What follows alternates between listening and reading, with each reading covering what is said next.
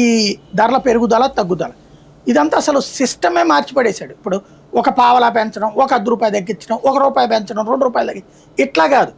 అసలు జిఎస్టీ సిస్టంలో అన్ని వస్తువులకి దేశం మొత్తం ఒకటే రేటు, అంతే కదా.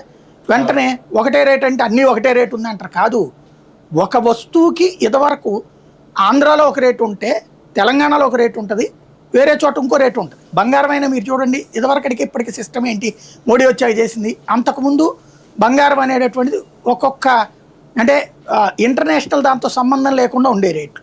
ఇప్పుడు ఇంటర్నేషనల్ రేటే మనకి ఎక్కడైనా పనిచేసేది.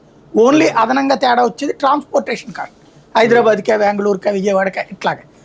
అట్లాగే ఈ జిఎస్టీ కూడా ధరలకు సంబంధించిన క్లారిటీ ఇచ్చేసారు. ఏది ఏ వస్తువు ఏ స్లాబుల్లో ఉంటుంది. ఒకటి 18%, 28%, 13% ఇది. ఇందులో మొన్న ఒకటి తీసేశారు, 4 స్లాబుల నుంచి ఒకటి తీసి పడేశారు. ఇప్పుడు 3 స్లాబుల్లో నడిచిపోతుంది. కాబట్టి ఇంకా బడ్జెట్ గురించి సామాన్యుడు ఏం ఆలోచించాలి. సిగరెట్ ధరలు ప్రతి బడ్జెట్లో పెరిగితే ఇప్పుడు కూడా పెరిగింది. ఈ దఫా ఏకంగా ₹55 అట. 10 సిగరెట్లు ఉండే పెట్ట ₹55 పెరిగిపోయిందట ప్రతి బ్రాండు కూడా. అంటే అది ఎంత తక్కువ తాగిద్దామని, కానీ తాగడం మానట్లేదు. అది ఎక్కువ ఖర్చు పెడతానే ఉంటారు. తాగడం అలవాటు పడ్డాడు, అలవాటు లేనివాడికి ప్రాబ్లం లేదు, నా బొట్టడికి అయితే సంతోషం. కానీ అది వాడేవాడికి మాత్రం బాగా తెప్పలవుతాయి.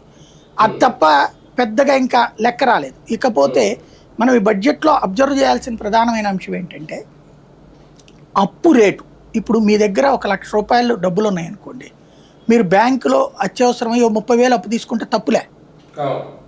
అలా కాకుండా మీ దగ్గర ₹1,00,000 ఉన్నప్పుడు 1,10,000 అప్పు తీసుకుంటే